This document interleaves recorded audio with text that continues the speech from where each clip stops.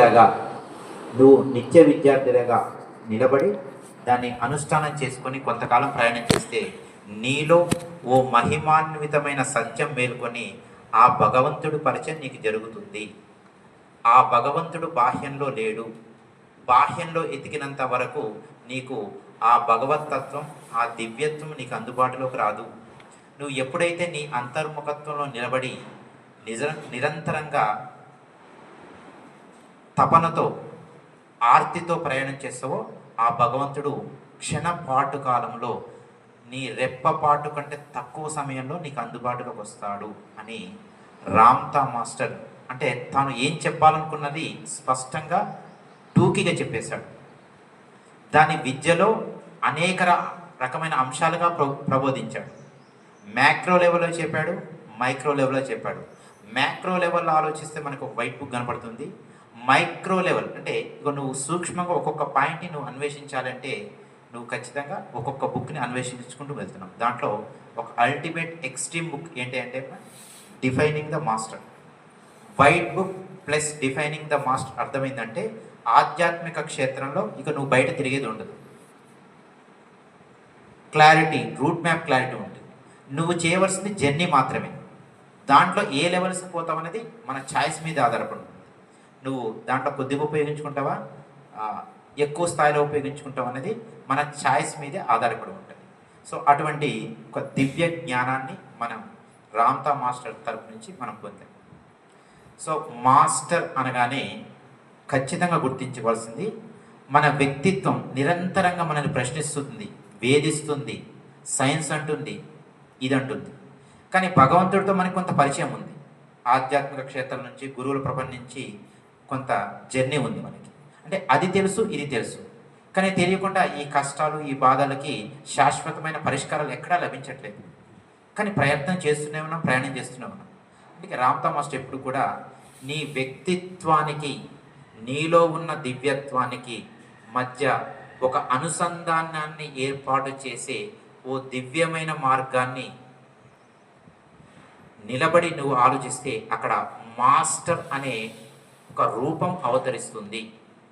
ఏం చెప్పాడు సార్?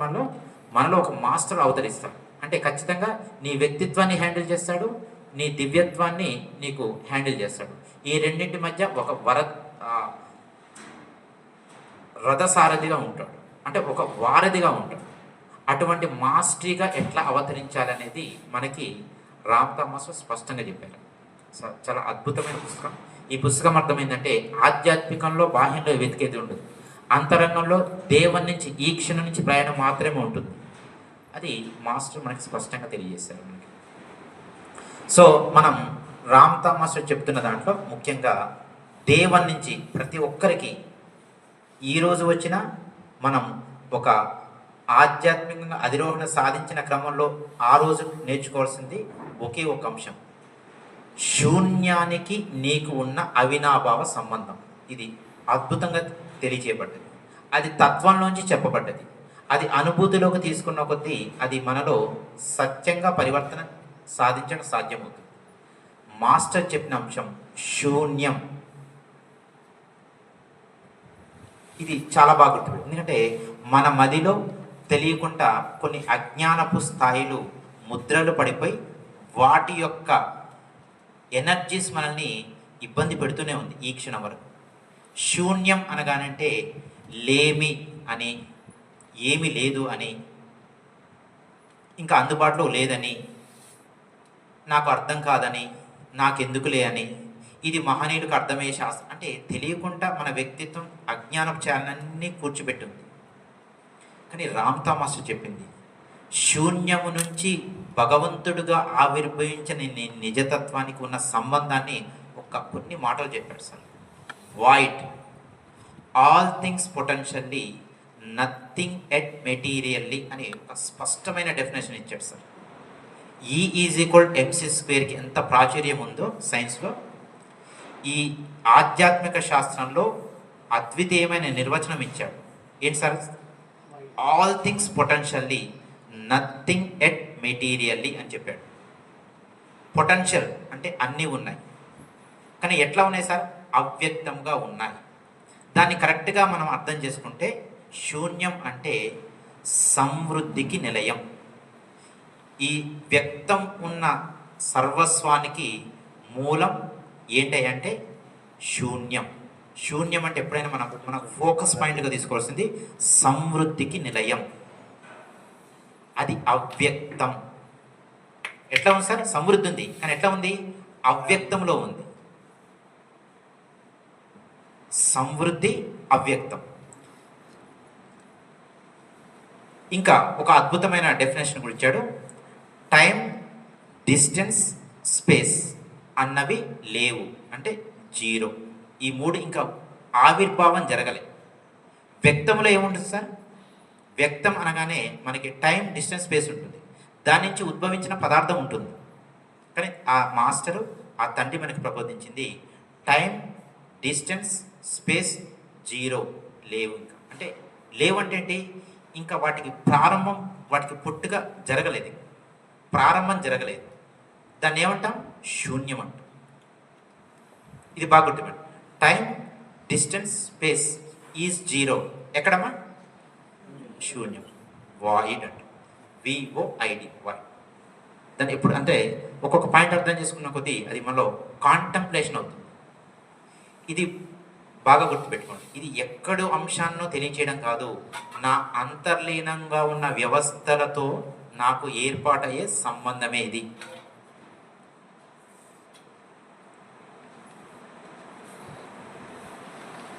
మరి అటువంటి శూన్యం నుంచి దివ్యత్వం, దైవం యొక్క ఆవిర్భావం ఎలా జరిగింది, ఇది అల్టిమేట్గా చెప్పాడు మాస్టర్. మరి శూన్యం ఉంది, అంత ఉంది, కానీ అవ్యక్తం ఉంది. మరి ఆవిర్భావం ఏం జరిగింది? దాన్ని మనం స్వయంభూ అంటున్నాం, దైవం అంటున్నాం, కాంతి, రకరకాల పదార్థాలతో పేరు పెడుతున్నాం. నేనేమంటున్నా అంటే GOD అని పెట్టాను, దైవం, గాడ్. లేదా దాన్ని ఈజ్నెస్ అని పెట్టాను, IS, ఈజ్ అని పెడతాను. ఎలా ఆవిర్భావం జరిగింది, ఇది ఈ పాయింట్కి మాస్టరు ఒక అల్టిమేట్ సమాధానం, అంటే మన అనుభూతిని పెంచే సమాధానాన్ని ఎగ్జాక్ట్గా జరిగిందే చెప్పాడు. ఆయన ఇది జరిగింది, నువ్వు స్వీకరించగలిగితే నీ అంతరంగం యొక్క భావనలో ఈ క్షేత్రాలు ఉద్భవిస్తాయని చెప్పాడు. ఎలా చెప్పాడంటే, శూన్యం తనంతట తానుగానే అంతర్ముఖత్వం సాధించినప్పుడు తన నుంచి ఉద్భవించిన మహిమాన్వితమే దైవం అని చెప్పాడు సార్. ఎలా ఉద్భవించిందని చెప్పాడు సార్? శూన్యం తనంతట తానుగానే అంతర్ముఖత్వం అంటే కాంటంప్లేషన్ అంటాం. అంతర్ముఖత్వం సాధించినప్పుడు తన అంతరంగం నుంచి ఉద్భవించిన మహిమాన్వితాన్ని దైవం అంటారు.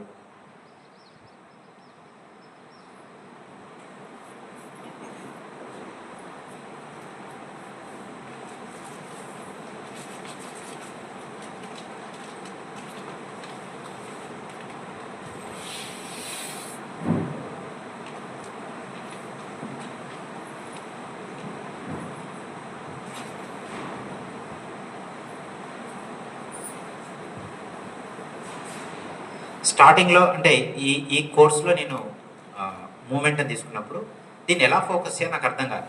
బాగుంది, వర్డ్స్ చాలా టెర్మినేటింగ్ ఉన్నాయి, చాలా ఏదో సాధించాలన్న తప్ప ఏదో నాకు తెలిసిపోతుందన్న ఫీలింగ్స్ క్రియేట్ అవుతుంది.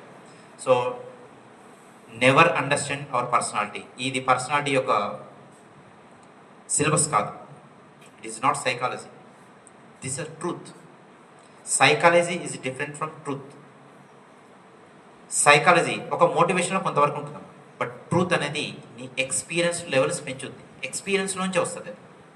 సో దానికి ఆ తండ్రి మనకు చెప్పింది, సార్ ఇంత అద్భుతమైన నిర్వచనం వెనక ఏమైనా అంటే నాకు అనుభూతిని పెంచే విధానం ఏదైనా ఉందా అంటే ఎగ్జాక్ట్లీ చెప్పాడు.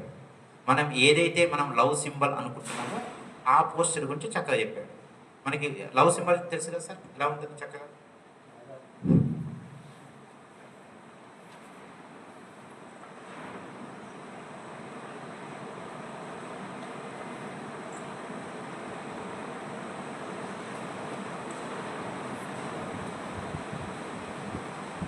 దాన్ని ఏమన్నా సార్?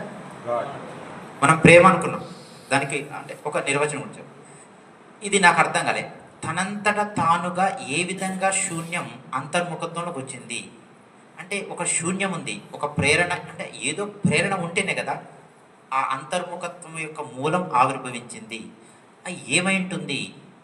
ఆ అంతర్ముఖత్వం సాధించే ఆ శక్తి ఎవరు అని ఆలోచించగలిగితే, దృష్టి పెట్టగలిగితే, కొంత ప్రయాణం చేయగలిగితే ఆ అంతర్వాణి నుంచి, ఆ మూలం నుంచి మనకు అందబడేది, దాని పేరే అన్కండిషనల్ లవ్ అన్న పాయింట్ మహనీయుడు చెప్పాడు. ఏంటి సార్ అది? అన్కండిషనల్ లవ్ అంటే అద్వితీయమైన లవ్కి ఖచ్చితంగా ఆధ్యాత్మిక క్షేత్రం యాక్సెస్ అన్కండిషనల్. అది అర్థం కావాలి. అన్కండిషనల్ లవ్ మీరు కూడా ఒకసారి ఉచ్చరించండి. అన్కండిషనల్ లవ్ అనగానే నీ ఆలోచన సంవిధానం అప్గ్రేడ్లోకి వెళ్ళిపోతుంది. లవ్ అనగానే మనకు తెలిసిన నిర్వచనాల నుంచి, ఎమోషనల్లో నుంచి ఒక విధానంలో అర్థమవుతుంది. సో ఇప్పుడు మనం అర్థం చేసుకుంటే మాస్టర్ జర్నీని అర్థం చేసుకుంటాం. Unconditional love. ఆ అన్కండిషనల్ లవ్వే తనంతట తానుగా అంతర్ముఖత్వం సాధించడానికి ఆ శక్తి ప్రేరణగా ఉపయోగపడ్డది.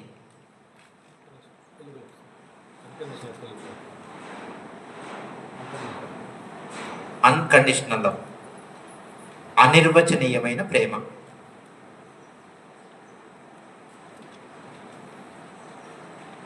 అనిర్వచనీయమైన ప్రేమ.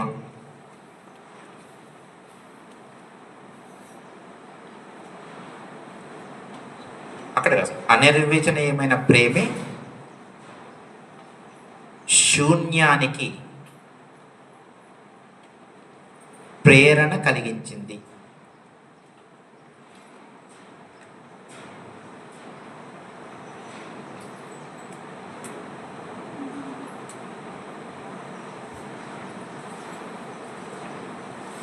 ప్రేమ అన్నప్పుడు మనకి ఒక మాస్టర్ ప్రపంచానికి అర్థం కాదు. ప్రేరణ, స్వయం ప్రేరణ.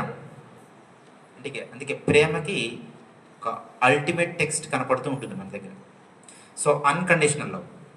సో ఈ మొత్తం ఆవిష్కరణలో జరిగింది ఎవరి యొక్క ఆవిర్భావం సార్? దైవం. దీన్ని మొత్తాన్ని సార్ ఇంత వేరియేషన్ కాకుండా ఒక్క పదంలో మనకి తెలిసింది, మనం చూడగానే అనుభూతి చెందేది స్వయంభూ అంటాం. దీన్ని ఏమంటామా? స్వయంభూ అనగానే మనకు తెలిసిన దేవాలయాల ప్రపంచాలన్నీ కూడా గుర్తుకొస్తే అనుభూతిలోకి వెళ్ళిపోతాం, చూస్తే తరిస్తాం. నీకు తెలిసిన ప్రపంచములో నుంచి అంత తన్మయత్వం పొందితే, నీ ఈ సత్యం యొక్క ప్రపంచంలో నుంచి, ఈ జ్ఞానంలోంచి గనక ఈ సత్యాన్ని గనక వెలుగులో తెస్తే, నీలో వచ్చే పులకింతని ఆపడం బ్రహ్మతరం కూడా కాదు తండ్రి చెప్పాడు.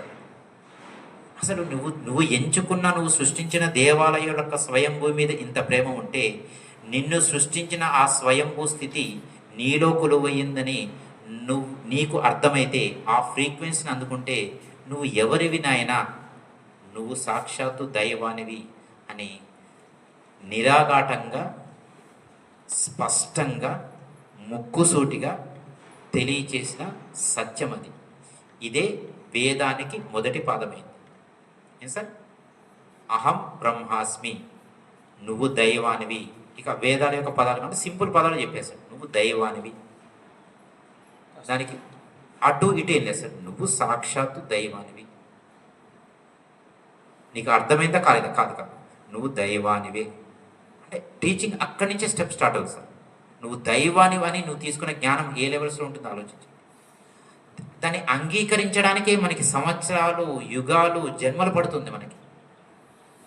కానీ రామ్తా విజ్ఞానం నిన్ను అంగీకరించడం అనదు. దాన్ని అనుభూతిలోకి తెస్తే నువ్వు ఏ విధంగా నీ జర్నీ ఉంటుంది, నువ్వు చూసే కష్టం యొక్క కోణం ఏంటి, నువ్వు చూసే బాధ యొక్క కోణం ఏంటి, నువ్వు చూసే ఫెయిల్యూర్, సక్సెస్ ఎట్లా చూస్తున్నావు, ఆ పాయింట్స్ నాలెడ్జ్లో అర్థమవుతుంది. అంటే మెచ్యూరిటీ పాయింట్ మేల్కొంటుంది. దీన్ని ఏమంటున్నావు సరే? దీన్ని స్వయంభూ స్థితి అంటుంది. మాస్టర్ దీన్ని స్పష్టంగా మనకి ఒక పోస్టర్లు ఇచ్చాడు.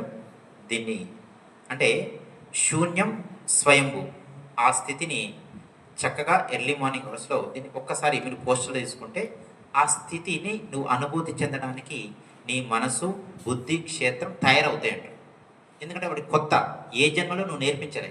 ఈ జన్మ నేర్పించినప్పుడు అవునంటది, కాదంటది, వెగతాళి చేస్తుంది, కాదు. బట్ నిరంతరంగా నేర్పిస్తే ఆ భావన క్షేత్రం నీలో జ్ఞాన బీజం అవుతుందని తెలియజేశాడు. దాన్ని ఎలా చేశాడో ఒకసారి చూపిస్తాను.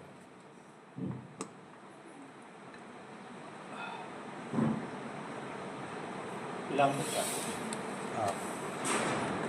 మీరు గమనించండి. దీన్ని నేను ఏం చేయాలి అంటే, నేనేమే ఎక్స్ప్రెషన్లో మూమెంట్ అనేవి, బట్ అబ్జర్వేషన్ ఉంటుంది. నన్ను నేను అబ్జర్వేషన్ ఉంటాను. దీని వెనక జ్ఞానం తీసుకున్నాను కదా ఆల్రెడీ. ఈ పాయింట్స్ అని ఎందుకు చెప్పానంటే, నాలెడ్జ్ అన్నది మాత్రమే మనలో మూమెంట్ని తీసుకొస్తుంది. నాలెడ్జ్ లేదు అంటే అదేమవుతుంది, ఎక్సైజ్ అవుతుంది. So this is not excise. What we have to understand inbuilt quality అంటాం. ఇప్పుడు నాలెడ్జ్ చెప్పగానే మీలో అలర్ట్నెస్ పెరిగింది, కొంత ఏదో ఒక ఫ్రీక్వెన్సీ పైకి వచ్చేసింది, అంటే ఒక ప్రైమ్ జోన్లోకి వచ్చారు మనందరం. దీన్ని అర్థం చేసుకునే క్రమంలో తండ్రి చెప్పాడు,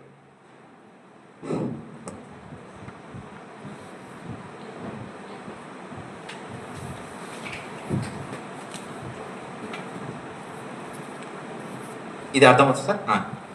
సో ఇలా పెట్టండి, మీరు యూజ్కి అబ్జర్వ్ చేయండి. నేను చెప్పేదాన్ని మీరు జస్ట్ కళ్ళు మూసేసుకున్నాను. ఇది శూన్యం యొక్క స్థితి, ఇంకేం జరగలే మూమెంట్. కానీ కాస్త మీరు అబ్జర్వ్ చేసినట్లయితే కొంత సమయానికి ఈ హ్యాండ్స్లో కొంత మూమెంటం వస్తుంది. మీరు అబ్జర్వేషన్ ఉంచండి. తనంతట తానుగా అనే పదం ఉపయోగించడమా, ఆ తనంతట తానుగా అంటే తెలియకుండా ఆ మూమెంటం వస్తూ ఉంటుంది. ఎలా వస్తుందంటే, కాస్త ఇక్కడి నుంచి ఇక్కడ రావడానికి చాలా సమయం పట్టవచ్చు, ఇక్కడి నుంచి కాస్త ఒక స్టెప్ రావడానికి యుగాలు పట్టవచ్చు.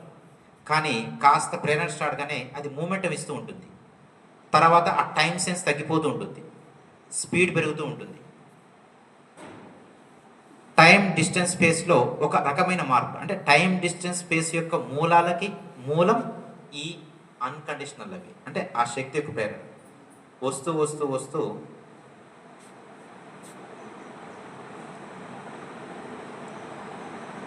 బై న్యాచురల్గా వచ్చేస్తుంది.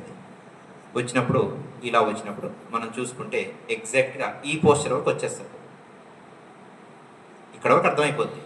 సో ఎగ్జాక్ట్ ఏం జరిగింది అంటే, ఇక ఎగ్జాక్ట్గా ఆ తనం అంతర్ముఖత్వం సాధించడం అంటాం. సాధించిన తర్వాత ఏర్పడిందే భగవంతుని యొక్క దర్శనం. దీన్ని స్వయంభూ తత్వానికి ప్రతీక అంటాం. నేను నమస్కరించాను అంటే నేను ఎవరికి నమస్కరిస్తున్నాను, జ్ఞానము యొక్క స్థాయి అర్థమైనప్పుడు నేను నమస్కరిస్తుంది సాక్షాత్తు దైవానికే. ఈ భావన క్షేత్రం ఉన్నప్పుడు నమస్కారంలో ఉన్న సంస్కారాన్ని మనం ఎప్పటికీ మరిచిపోము, అది అన్ని తరాలకు అందిస్తుంది. ఇది జ్ఞానం నుంచి తీసుకుంటే ఎంత బాగుంది సార్ ఇది. సో భగవంతుణ్ణి అలా ప్రార్థించడం అంటే, ఇక్కడ గమనించవలసింది శూన్యం ఎక్కడ ఉంది ఆలోచించగలిగితే మనం శూన్యములోనే అంతర్భాగంగా ఉన్నాం. ఒక సెల్ని కనుక తీసుకున్నట్లయితే దాంట్లో ఏముంటాయి సార్, మన చిన్న తరగతులు నేర్చుకుంటాం, 8th 9th 10th చెప్పేస్తారు. ఒక పరమాణువు తీసుకుంటే దాంట్లో కేంద్రకం ఉంటుంది, ఎలక్ట్రాన్లు ఉంటాయి, ప్రోటాన్లు ఉంటాయి, ఇంకా రకరకాల ఎన్నో, ఇంకా తరగతులు పెరిగే కొద్దీ